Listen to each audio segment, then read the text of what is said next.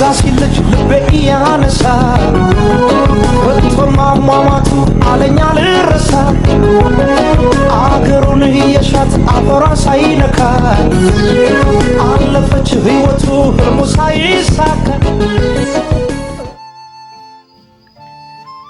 ከወገን ከሀገር ርቆ በናፍቆትና በስደት ባይተዋር ሆኖ የነበረችውን አጭር የምድር ህይወት በሰቀቀን አሳለፈ።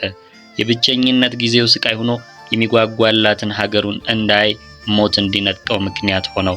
ሰላም ጤና ይስጥልኝ። በኢትዮጵያ ታሪክ ስማቸው ከሚጠቀሱ ልዑላን መካከል በአሳዛኝነቱ ስለሚታወሰው የንጉስ ልጅ ጥበቡ በለጠ ያለማየሁ አስከፊ ስደቱና ሞቱ በሚል የጻፈውን ጽሑፍ እንደ መነሻ በመውሰድ የዛሬ የታሪክ ማህደር ደሳችን ትኩረቱን ስለዚህ ልዑል ያደርጋል። አብራችሁን እንድትቆዩ በአክብሮት ጋብዛለሁ።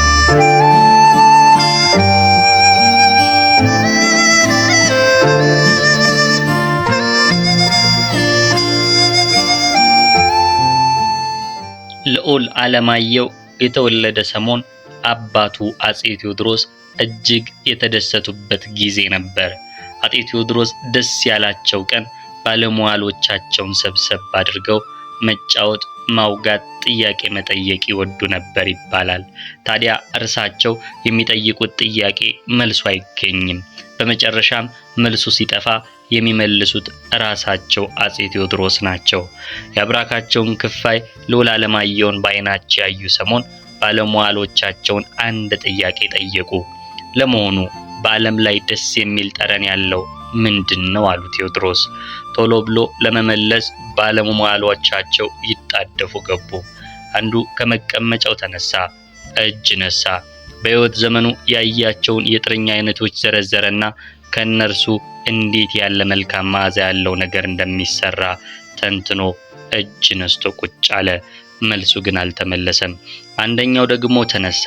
የሚያውቃቸውን የዱር አበባዎችና ጠረናቸውን ዘርዝሮ እጅ ነስቶ ቁጭ አለ።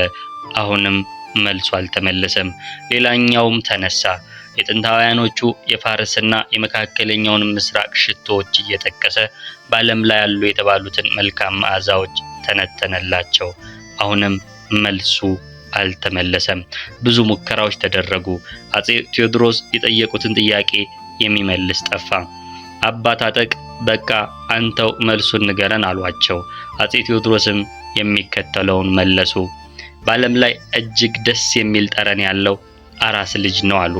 አጼ ቴዎድሮስ ባለማየሁ መወለድ የተሰማቸውን ወሰን የሌለውን ደስታቸውን ከዚህ በላይ የሚገልጹ አባባል ያለ አይመስልም። እንዲህ የአራስነት ጠረኑ ከሚያማልላቸው ልጃቸው ጋር መለያየታቸው አለማየሁም እንዲህ በጠረኑ ብቻ ፍቅራቸውን በሚገልጹበት አባቱ ይለያል ብሎ የሚያስብ ሰው በወቅቱ ይኖራል ተብሎ አይታሰብም።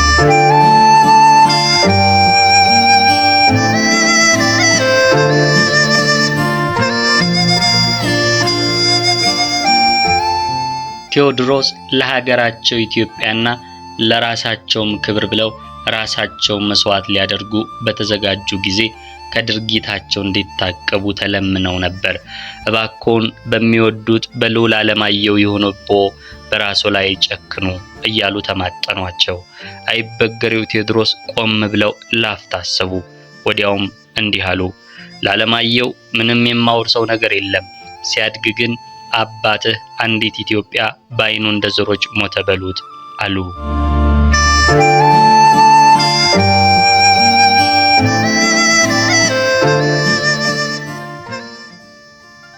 የመቅደላው ጀግና ራሱን ሰዋ። መቅደላ ማማዋ ተናደ። በየቦታው ፍንዳታና እሳት ይጋይ ጀመር። መቅደላ ላይ የተሰራው የመሳሪያ ግምጃ ቤትና ማምረቻ በፈንጅ ጋይቷል። የቴዎድሮስ ቤተ መንግስትና ታሪካዊው መድኃኔዓለም ቤተክርስቲያንም ከተቃጠሉት ውስጥ ጥቂቶች ናቸው። ከ3000 በላይ የመቅደላ ቤቶች እንዲሁም አያሌ የመቅደላ ንብረቶች ሰደድ እሳት ተለቆባቸዋል። የመቅደላ ቃጠሎ ጭሱ ከብዙ ማይሎች ርቀት ላይ ሁሉ ይታይ እንደነበር በወቅቱ በዓይናቸው ያዩ የታሪክ ጸሐፊዎች ገልጸውታል። ለመሆኑ ልዑል አለማየሁ ከዚህ ሁሉ ቃጠሎ ውስጥ እንዴት ወጣ?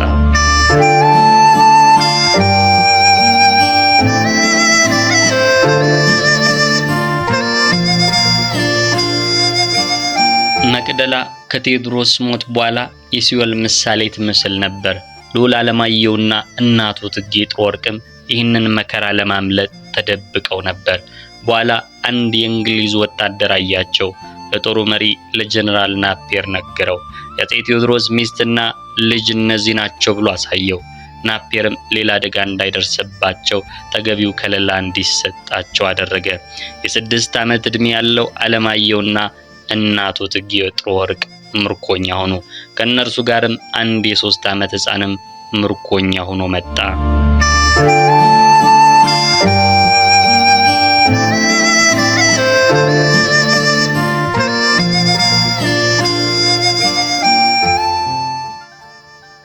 እንግሊዞች ለዓለማየሁ ቴዎድሮስ ሻለቃ ስፒዲንና ኢትዮጵያውን ደፍተራ ዘነበን ሞግዚት አደረጉ። በዚያ ለ3 ዓመት እምቦቅቅላ ደግሞ ኮሎኔል ቻርልስ ቻምበርሊን የተባለ እንግሊዛዊ ሞግዚት ሆነ። መቅደላ አምባ በቃጠሎ ከጋየች በኋላ በውስጡ ያሉት አንጡራ ሀብቶች በሙሉ ተዘርፈው በበርካታ ዞኖችና በቅሎች ተጭነው ከነ ልዑል ዓለማየሁ ጋር አድርገው እንግሊዞች ጉዞ ወደ ብሪታንያ ማድረግ ጀመሩ። አርማጭሆ በረሃ ሲደርሱ እቴጌ ጥሩ ወርቅ በጠና ታመሙ። መጓዝ አልቻሉም።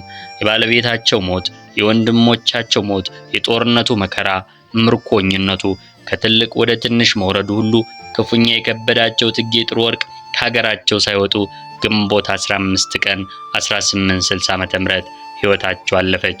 በህመም እየተሰቃዩ ሳሉ ግን ስለ ልጃቸው ዓለማየሁ ቴዎድሮስ ጀነራል ናፒየርን አስጠርተው የሚከተለውን ነገሩት። እኔ እንግዲህ መሞቴ ነው። የዓለማየሁን ነገር አደራ። አባቱ ከመሞታቸው በፊት እንግሊዝ ሀገር ሂዶ እንዲማር ከፍተኛ ፍላጎት ስለነበራቸው ደጃዝማች ዓለማየሁን ውሰዱና አስተምራችሁ ወደ ሀገሩ ላኩልን። ውለታችሁን ግን አምላክ በሰማይ ቤት ይክፈላችሁ ብለው በተናዘዙ በሁለተኛው ቀን አረፉ። አስከሬናቸውም ወደ ሸለቆት ገዳም ሂዶ እናታቸውና ዘመድ አዝማድ በተገኘበት ቀብራቸው ተፈጸመ።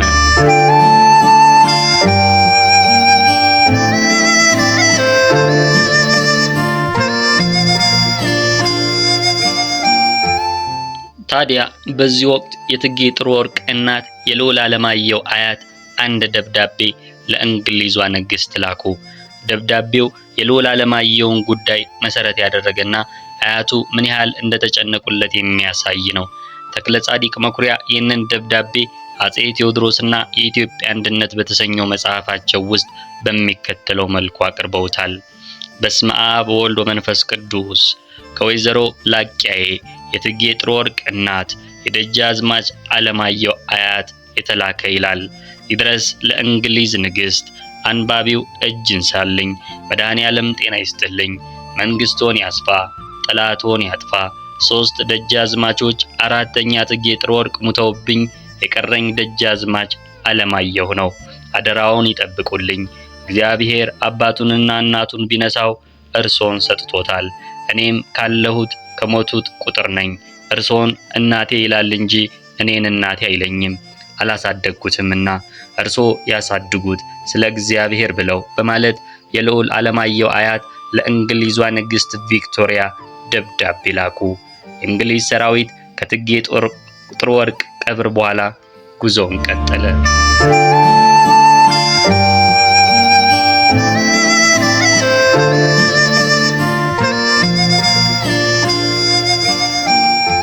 ስለ ዓለማየሁ ቴዎድሮስ ታሪክ በስፋት ከጻፉ ሰዎች መካከል አንዱ ለንደን ውስጥ የሚገኘው ፍቃድ ሀብቴ የተባለ ኢትዮጵያዊ ነው። ፍቃድ ሀብቴ በእንግሊዝ ነገስታት ማህደር ውስጥ የሚገኙትን ሰነዶች መርምሮ ስለ ልዑል ዓለማየሁ በጻፈው ጥናት ባይተዋሩ መስፍን በሚል ርዕስ ሰፋ ያለ ዝርዝር አቅርቧል። የእንግሊዝ ጦር የመጀመሪያውን ጉዞ ወደ ፖርት ሱዳን አደረገ። ከዚያም ሰኔ 3 ቀን 1860 ዓ.ም ፌሮዝ እየተባለች በምትጠራ የእንግሊዝ የጦር መርከብ ወደ እንግሊዝ ሀገር ለመመለስ ከፖርት ሱዳን ለቀቁ። ከአንድ ወር የባህር ጉዞ በኋላ ዓለማየሁ ቴዎድሮስ፣ ሻለቃ ስፒዲና ደብተራ ዘነብ ወደ ለንደን ሲደርሱ አብሯቸው የነበረው የ3 ዓመቱ ኢትዮጵያዊ ሕፃን ደግሞ ከሞግዚቱ ከኮሎኔል ቻርልስ ቻምበርሊን ጋር ሆነው ወደ ህንድ ሀገር ጉዞ ጀመሩ። በወቅቱ ህንድ የእንግሊዝ ቅኝ ግዛት ነበረች።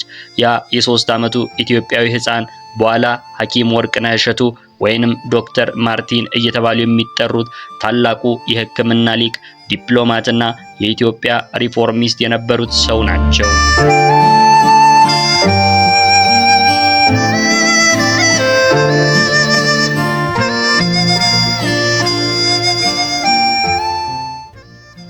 ልዑል ዓለማየሁ ለንደን ከገባ በኋላ ሻለቃ ስፒዲ ወደ ዊንድሶር ቤተ መንግስት ንግስቲቷ ዘንድ ይዞት ሄደ። ንግስቲቷም ዓለማየሁን ትክ ብለው አዩት፣ አቀፉት። ከዚያም የተሰማቸውን ስሜት በሚከተለው መልኩ እንደገለጹለት አጥኚው ፍቃድ ሀብቴ ጽፎታል። ጊዜው በጋ ነበር። ውድ ዓለማየሁ የአፄ ቴዎድሮስ ልጅ ያጌጡ የአቢሲኒያ ልብሶችን ለብሶ ከሻለቃ ስፒዲ ጋር ብቅ አለ። ከፍ ያለ ደስታ ተሰማኝ። ቀረብ ብዬ አቀፍኩት። ሁልጊዜ ስለ አባቱ የምንሰማው ቁጣ ግን ከፊቱ አይነበብም። በጣም አይናፋር ሆኖ አገኘሁት። በእንግሊዝኛም ትንሽ አነጋገርኩት በማለት ንግስት ቪክቶሪያ ጽፈዋል።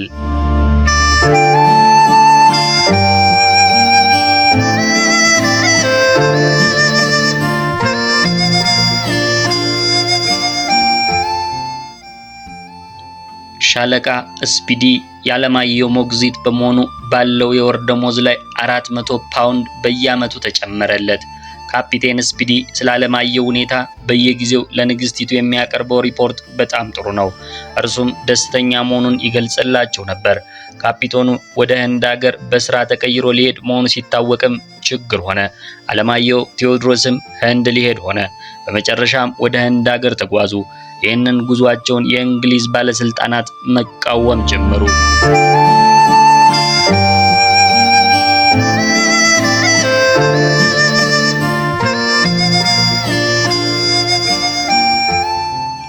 የእንግሊዝ ሊበራል መንግስት የገንዘብ ሚኒስተር ሮበርት ላው ጉዞውን በግልጽ ከተቃወሙት ውስጥ አንዱ ነበሩ። ዓለማየሁ ከህንድ ሀገር እንዲመለስ ሚኒስትሩ ሮበርት ላው ለእንግሊዙ ጠቅላይ ሚኒስተር ለግላድስተን ታህሳስ 18 ቀን 1870 ዓ.ም የጻፉትን ደብዳቤ ፍቃድ ሀብቴ አግኝቶ ይፋ አድርጎታል።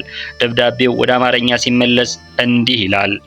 ለጠቅላይ ሚኒስተር ግላድስተን በመጀመሪያ የጠቅላይ ሚኒስተሩን ጤንነት እየተመኘው ስለ ዓለማየሁ ጉዳይ ይህንን መጽሐፍ ተገድጃለሁ። በአሁኑ ሰዓት ግልጽ ሊሆንልዎት የሚገባው ነገር ቢኖር ዓለማየሁን በሞግዚትነት የተረከቡት ሻለቃ ስፒዲና ሚስቱ ሳይሆኑ መላው የእንግሊዝ ሕዝብ ነው።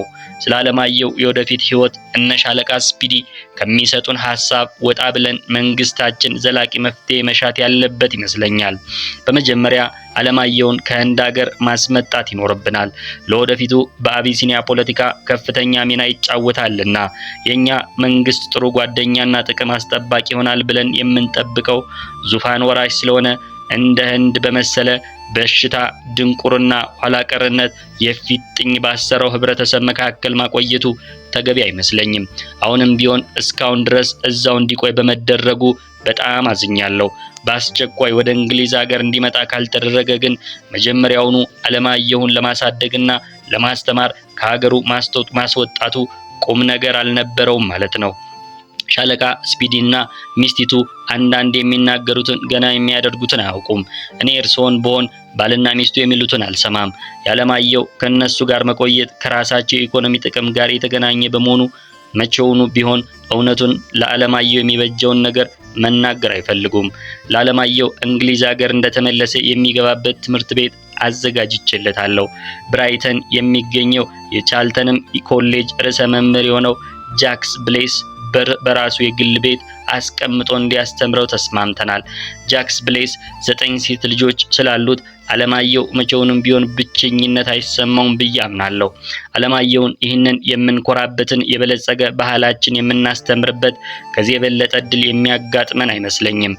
ስለዚህ በተረፈ ግን የእርስዎን ትዕዛዝ ለመፈጸም ዝግጁ ነኝ። ታዛዡ ሮበርት ላው ቻንስለር። ግልባጭ ለንግስት ቪክቶሪያ፣ ዊንድሶር ቤተ መንግስት፣ ዊንድሶር።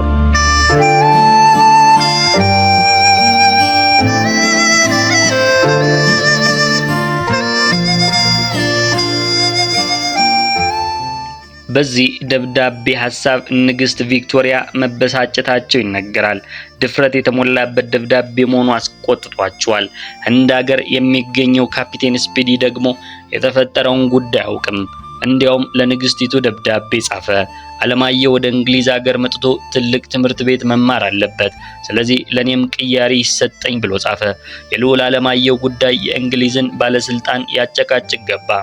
ይባስ ተብሎ ሻለቃ ስፒዲ ወደ ማሌዥያ ተቀየረ። በዚህ ወቅት እነ ሮበርት ላው ልዑል አለማየሁን ከካፒቴን ስፒዲ እጅ ለመንጠቅ ምቹ ጊዜ ተፈጠረላቸው። ሮበርት ላው ለባለስልጣናቱ የሚከተለውን ደብዳቤ መጻፉም ይነገራል። የአለማየሁን የወደፊት ህይወት በሚመለከት ቋሚ መመሪያ ሊኖር ይገባል።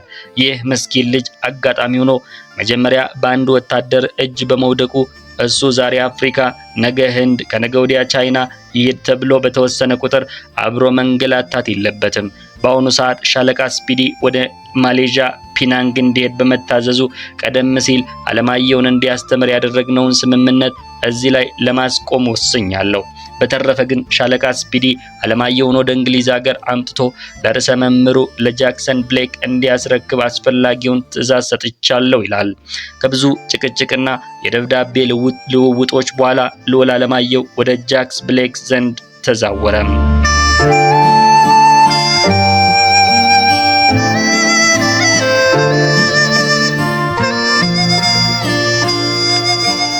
ለአራት ዓመታትም ማለትም እስከ 1875 ዓመተ ምህረት ከጃክስ ብሌክስ ጋር በትምህርት ቆየ።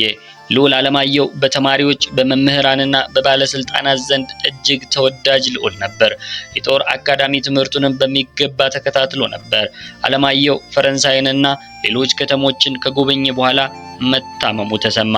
ንግስት ቪክቶሪያ ይህንን የአለማየሁን የጤና ማጣት ሲሰሙ ደንግጠው ወዲያው ከሚማርበት ከሳንደርስ ጦር አካዳሚ ወጥቶ ከልዩ ጸሐፊያቸው ቤት ሆኖ ሕክምናውን እንዲከታተል የአለማየሁ ጉዳይ ለሚመለከታቸው ባለስልጣኖች ቴሌግራም ማድረጋቸው ተጽፏል። ሳምንት በማይሞላ ጊዜ ውስጥ አለማየሁን ከነበረበት ኮሌጅ አውጥተው ወደ ንግስቲቱ ልዩ ጸሐፊ ቤት ወሰዱት። ህመሙ እየጠናበት ሄደ። ልዕልት ቪክቶሪያ ይህንን ህመሙን አስመልክተው የሚከተለውን ደብዳቤ ጻፉ።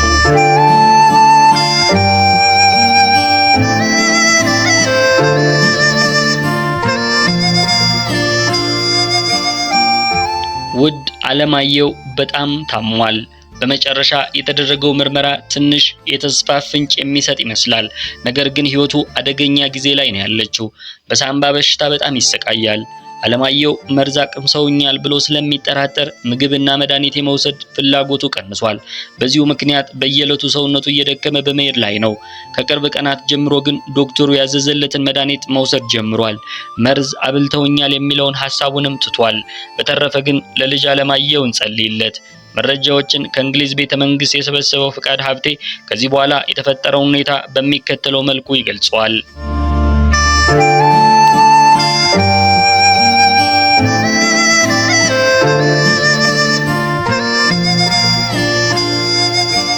የአለማየሁ ዶክተር የንግስቲቱን የግል ሐኪምና ሌሎች የታወቁ የሕክምና ሰዎችን አነጋገረ።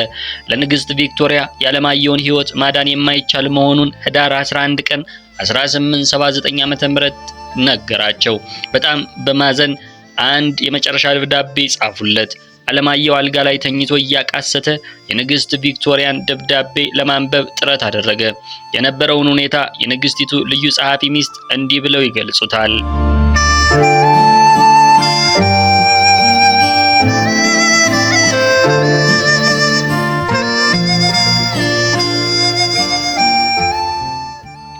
አለማየሁ ደብዳቤው ከማን እንደተጻፈ ለማወቅ የደብዳቤውን አድራሻ መፈለግ ጀመረ። የንግስት ቪክቶሪያን ስም እንዳየ ፈገግ አለ። ፖስታውን ቀደደና ወረቀቱን ወጥ አድርጎ ትንሽ መስመሮች እንዳነበበ በጣም ስለደከመው ደብዳቤውን ሊያነብ በሚችልበት ቦታ ላይ እንዳስቀምጥለት ጠየቀኝ። አንገቱን ወረቀቱ ወደ ተቀመጠበት ዘወር አድርጎ የጀመረውን ለመጨረስ ታገለ። አልቻለም። እጄን ይዞ ማቃሰት ጀመረ። በመጨረሻ የሻለቃ ስፒዲንና የጃክስ ብሌስን ሚስት እጃቸውን እንደያዘ በ19 ዓመቱ ህዳር 14 ቀን 1879 ዓመተ ምህረት ከጠዋቱ 3 ሰዓት ላይ አረፈ። በንግስት ቪክቶሪያ ትዕዛዝ አለማየሁ ዊንድሶር በሚገኘው የጊዮርጊስ ቤተክርስቲያን እንዲቀበር ተደረገ። በሞተ በ3ኛው ቀን ንጉሳዊ ቤተሰቦችና ከፍተኛ የመንግስት ባለስልጣኖች በተገኙበት የቀብሩ ስነ ስርዓት ተፈጸመ።